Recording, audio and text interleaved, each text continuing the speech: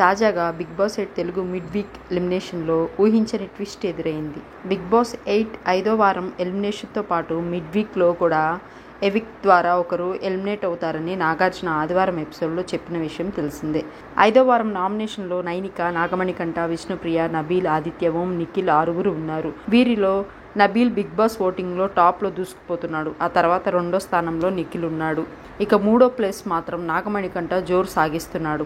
ఆ తర్వాత 4వ స్థానంలో యాంకర్ విష్ణుప్రియ కొనసాగుతుంది. 5, 6 స్థానాల్లో వరుసగా ఆదిత్య ఓం, నైనిక నిలిచారు. వీరిలో ఒకరు మిడ్ వీక్లో, మరొకరు వీకెండ్ ఎలిమినేషన్లో ఎలిమినేట్ అవుతారని సమాచారం వచ్చిన విషయం తెలిసిందే.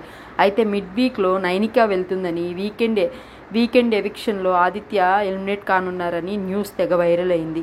కానీ ఇక్కడ ఊహించని ట్విస్ట్ జరిగి ఆదిత్య ఓం ఎలిమినేట్ అయి వెళ్ళిపోయారు. దీనికి సంబంధించిన షూటింగ్ బుధవారం జరిగింది. ఆదిత్య ఓం ఎలిమినేషన్ ఎపిసోడ్ను ఇవాళ అక్టోబర్ 3 ఎపిసోడ్లో చూపించనున్నారు. నైనిక కంటే తక్కువ ఓట్లు పడటంతో ఆమెకు బదులు ఆదిత్య ఓం మధ్యలో ఎలిమినేట్ అయ్యి వెళ్ళిపోయినట్లు సమాచారం.